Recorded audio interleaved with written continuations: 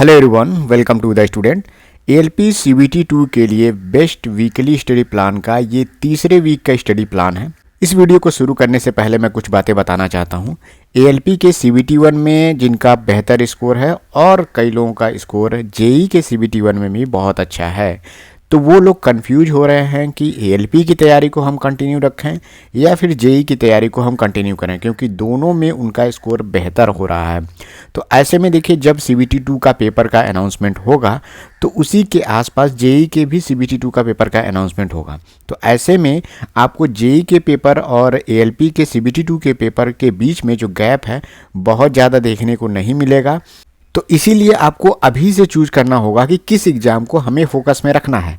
बहुत सारे स्टूडेंट ऐसे हैं जो लोग एएलपी की तैयारी बहुत लंबे समय से कर रहे हैं, इसलिए उनका टेक्निकल का जो पोर्शन है वो छूट चुका है और बहुत दिनों से उसको नहीं पढ़ा उन्होंने। तो मैं कहूँगा कि इस बार वैकेंसी उतनी ज़्यादा नहीं है कि थोड़े स्कोर अगर कम भी रह जाते हैं आपके सीबीटी 2 में तो आपका एएलपी में भी सिलेक्शन हो जाए और जेई में भी सिलेक्शन हो जाए। तो ऐसा इस बार नहीं रहने वाला है। सीट बहुत कम होने के कारण एएलपी में भी उतना ही कंपटीशन देखने को मिलेगा और जेई में भी कंपटीशन देखने को मिलेगा। तो अगर आप लंबे समय से एएलपी को टारगेट में रख करके पढ़ाई कर रहे थे तो एएलपी को ही टारगेट में अभी रखिए। देखिए, जब एएलपी सीबीटी 2 पेपर हो जाएगा तो उसके बाद से जो बचा समय होगा आप केवल टेक्निकल पोर्शन पढ़ करके जेई के भी एग्जाम में अपीयर हो सकते हैं। और आपने अच्छा स्कोर किया है सीबीटी 1 में तो मान के चलिए कि आपकी तैयारी अच्छी है। हालांकि जेई की जॉब एएलपी की तुलना में बेहतर है, लेकिन अभी आपके पास वो टाइम नहीं है कि जो बेहतर है अब आप सिलेक्शन करिए।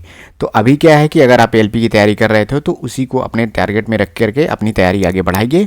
अगर जिनका टेक्निकल पोर्शन बढ़िया है तो आप लोग जेई में ही जान लगा दीजिए। अब नेक्स्ट पॉइंट है कि देखिए, इस बीच में सीबीटी 1 का जब एएलपी का पेपर हो गया उसके बाद से जेई के पेपर हुए, टेक्नीशियन के पेपर हो रहे हैं, तो इस बीच में आपका सीबीटी 1 में स्कोर अच्छा था लेकिन आप सीबीटी 2 की तैयारी नहीं कर पाए। क्यों? क्योंकि जेई का भी पेपर आपको देना था और टेक्नीशियन के भी पेपर हो रहे हैं और टेक्नीशियन के पेपर भी आपको देना था। तो ऐसे में अभी क्या है, देखिए वीक 3 का मैं स्टडी प्लान लाने जा रहा हूँ और देखिए जब भी एएलपी के सीबीटी 1 का दोबारा आंसर किया आएगा और रिजल्ट आएगा उससे पहले हम लोग वीक 4 का भी स्टडी प्लान कंप्लीट कर चुके होंगे। और तब तक मैं कहूँ इस 4 वीक में कम से कम आपका 40% से ज़्यादा सिलेबस आपका कंप्लीट हो चुका होगा टारगेट में। तो जो लोग अभी तैयारी करना शुरू कर रहे हैं सीबीटी 2 का वो अच्छे से अभी भी लग जाइए, क्योंकि टाइम सफिशिएंट रहेगा सीबीटी 2 के सिलेबस को कंप्लीट करने के लिए। जितने भी लोगों ने वीक 2 तक का टारगेट कंप्लीट किया हुआ है इसका पीडीएफ आपको टेलीग्राम ग्रुप में मिल जाएगा, लिंक मैं नीचे डिस्क्रिप्शन में दे दूंगा।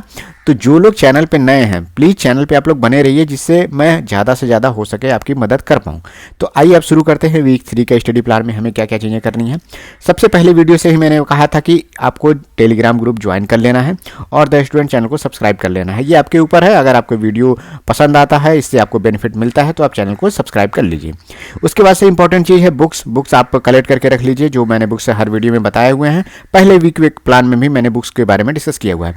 टेस्ट सीरीज बहुत इंपॉर्टेंट चीज़ है। अब आप टेस्ट सीरीज को लेकर के 200-400 रुपये अगर आप बचाना चाहेंगे तो आपका ही नुकसान होगा, क्योंकि इसका खामियाजा आप लोगों ने सीबीटी 1 के पेपर में देख लिया होगा। जिन्होंने टेस्ट सीरीज नहीं दिया था और बहुत अच्छे से नहीं दिया था तो उसका उनको नुकसान उसमें देखने को मिला है। तो टेस्ट सीरीज आप लोग ज़रूर ले लीजिए।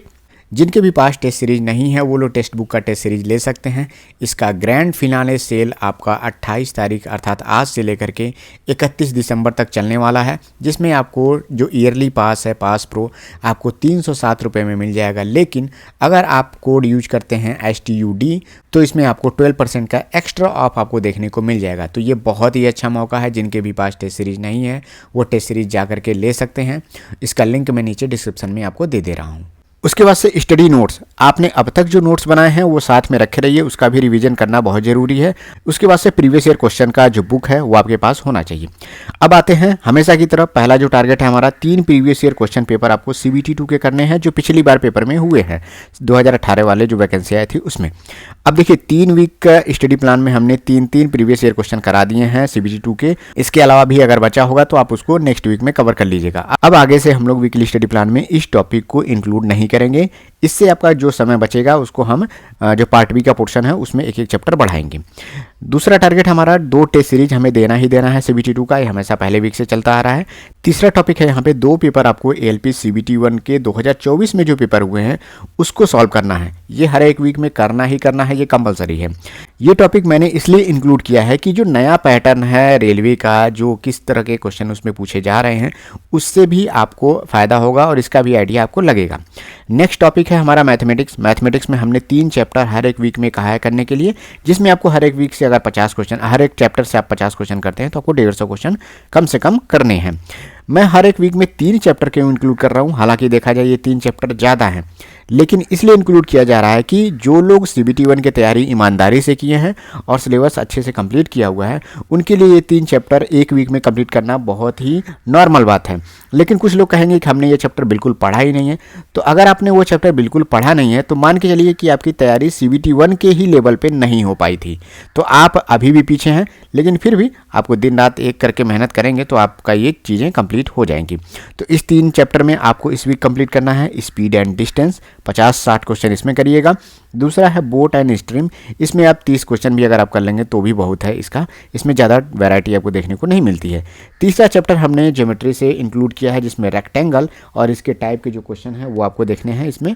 उसके बाद से आपको इसमें ट्रायंगल के क्वेश्चंस आपको देखने हैं, इसके कॉन्सेप्ट देखने हैं, इसके थियरम देखने हैं, और इस पर भी कम से कम आपको 40-50 क्वेश्चन दोनों टॉपिक पे आपको करने हैं। अब आते हैं रीजनिंग पे। रीजनिंग में आपको 25 क्वेश्चन एक चैप्टर से कंप्लीट करना है। इसमें मैंने 25 क्वेश्चन ही क्यों इसमें रखा हुआ है, देखिए जो आप प्रीवियस ईयर क्वेश्चंस कर रहे हैं, टेस्ट सीरीज कर रहे हैं, वहाँ भी आप रीजनिंग की प्रैक्टिस कर रहे थे। CBT 1 में आपका स्कोर अच्छा रहा है, रीजनिंग में ज़्यादा क्वेश्चन की गलती नहीं हुई है, आपने मैक्सिमम अटेम्प्ट किया हुआ था, तो आपको मान के चलिए कि रीजनिंग की तैयारी आपकी बेहतर है। बस आपको टेस्ट सीरीज से ही आपका इसमें ये चीज़ें शार्प हो जाएंगी। तो टोटल 4 चैप्टर मैं हमेशा से कहता आ रहा हूँ। इस वीक आपको 2 चैप्टर करने हैं। स्टेटमेंट एंड कंक्लूजन से रिलेटेड 15-20 क्वेश्चन, 25 क्वेश्चन इसमें कर लीजिएगा। और क्लॉक एंड कैलेंडर को आपको यूट्यूब से देख करके करना है। अगर आपको और इसमें चीज़ें पढ़नी है तो आप इसके जो पढ़े हुए जो चैप्टर हैं उसका आप 5-5, 10-10 क्वेश्चन करके आप इसका रिवीजन कर सकते हैं। देखिए जो रिवीजन है रीजनिंग का वो आपका प्रीवियस ईयर क्वेश्चन से, टेस्ट सीरीज से होता रहता है। तो रीजनिंग अगर कोई नहीं भी पढ़ता है तो भी उसका कुछ ज़्यादा नुकसान नहीं होने वाला है। अब आते हैं basic science and engineering drawing. ये चीज़ें आप पहले नहीं पढ़ रहे थे तो इसमें आपको ज़्यादा से ज़्यादा समय देना है। इस वीक आपको 2 चैप्टर कंप्लीट करने हैं बेसिक साइंस के। जो वर्क, पावर एंड एनर्जी है, बहुत ही इंपॉर्टेंट चैप्टर है ये। लीवर एंड सिंपल मशीन है, तो ये तो बेसिकली थ्योरेटिकल पोर्शन वाला चैप्टर है। बाकी वर्क, पावर एंड एनर्जी में आपको न्यूमेरिकल भी देखने को मिलेगा और थियरी से रिलेटेड क्वेश्चन आपके पूछे जाते हैं। तो हर एक चैप्टर में आप क्या करिएगा, कम से कम 50+ क्वेश्चन ऑब्जेक्टिव आपको थियरी वाले करने हैं और कम से कम 30 न्यूमेरिकल आपको जरूर करने हैं, अलग अलग टाइप के। अगर 30 न्यूमेरिकल आप कर रहे हैं तो एक टाइप के 2-3 न्यूमेरिकल कर लिया, फिर एक टाइप के 2-3 न्यूमेरिकल कर लिया, तो 7-8 टाइप के अगर आप क्वेश्चन करेंगे तो आपको 30+ न्यूमेरिकल आपका हो जाएगा। ध्यान रहे आपको एक टाइप से 3-4 क्वेश्चन ही करिएगा। एक ही टाइप के 20-20 क्वेश्चन आप करेंगे तो आपका समय का नुकसान होगा। कॉन्सेप्ट आपने सीख लिया फिर भी आप टाइम वेस्ट करेंगे। अब बात करते हैं इंजीनियरिंग ड्राइंग में इस बार क्या पढ़ना है। तो ज्योमेट्रिक फिगर्स से रिलेटेड जो टॉपिक है उसको कवर करना है। इसका आप बुक आप अपने पास ज़रूर रखिएगा। जो भी आपने basic science and engineering drawing की बुक आपने परचेज की है, इसमें चीज़ें आपको दी होंगी। पॉलीगन्स के बारे में पढ़ना है, एलिप्सेस, सिलेंडर्स और कोन्स का डायग्राम कैसे बनता है। हालांकि ये बहुत ही कठिन टॉपिक हैं और इस पे जो क्वेश्चन है वो बहुत ही कम आता है। खास करके इंजीनियरिंग ड्राइंग में जो बेसिक टॉपिक्स हैं, इसके इंस्ट्रूमेंट क्या हैं, लाइंस के बारे में, इन सब पे ही क्वेश्चन पूछा जाता है। जब आप प्रीवियस ईयर क्वेश्चन 3 जो मैंने ऊपर कहा है करने के लिए, अगर आप उसको करेंगे तो आपको पता चल जाएगा कि इंजीनियरिंग ड्राइंग में कितनी डेप्थ तक हमें पढ़ना है और किस तरह के क्वेश्चन इसमें पूछे गए थे। तो इस वीक से आपको ये काम और इसमें शुरू करना है। 50 क्वेश्चन का जो ऑब्जेक्टिव क्वेश्चन होगा उसकी प्रैक्टिस आपको शुरू कर देनी है, क्योंकि यही सबसे ज़्यादा इसमें आपका फ़ायदेमंद होगा और इसी से क्वेश्चन आपके बनेंगे। तो जो भी आपने बुक परचेज किया होगा उसमें जो ऑब्जेक्टिव क्वेश्चंस के प्रैक्टिस के लिए दिए होंगे वो आप वहाँ से ज़रूर करिएगा, ये बहुत इंपॉर्टेंट है। उसके बाद से आते हैं IT लिटरेसी। हर एक वीक में जो हम लोगों ने कहा था कि 50 क्वेश्चन करने हैं, तो इस वीक भी आपको 50 क्वेश्चन की प्रैक्टिस करनी है। इन्वायरमेंटल एजुकेशन बहुत इंपॉर्टेंट है, इसको भी आप 50 क्वेश्चन हर एक वीक में करने के लिए कहा है। जो भी बुक आपने ख़रीदा होगा उससे आप प्रैक्टिस करिएगा। ये तो था पार्ट A का जो पोर्शन था उसको कंप्लीट कर लिया हम लोगों ने। अब आते हैं पार्ट B, इलेक्ट्रीशियन जो ट्रेड था, जिनका भी इसके अलावा ट्रेड है। कम से कम आप सिलेबस ITI की बुक से या फिर ऑफिशियल साइट से गवर्नमेंट की जा करके वहाँ से सिलेबस आप डाउनलोड कर लीजिए। और प्रीवियस ईयर जो क्वेश्चन आप कर रहे हैं CBT 2 का, उसमें भी आपको अंदाज़ा लग जाएगा कि किस किस टॉपिक से क्वेश्चन आपके ट्रेड से पूछे जा रहे हैं। बहुत सारे लोग ट्रेड को लेकर के इतना ज़्यादा कन्फ्यूज हैं, बहुत ज़्यादा मुझको मैसेज कर रहे हैं। देखिए, अगर मैंने इलेक्ट्रिकल ब्रांच से बीटेक किया हुआ है, इलेक्ट्रीशियन को ही मैं अगर पढ़ा पाऊंगा, तो अदर ट्रेड के बारे में बहुत ज़्यादा मुझे नॉलेज नहीं है, तो उतना मैं आपको आइडिया और सही सजेशन नहीं दे पाऊंगा। चाहे तो मैं फेक वीडियो बना दूं, कहूँ मैं फिटर में ये पढ़ लीजिए इस टॉपिक से, तो वो मुझे नहीं आता है।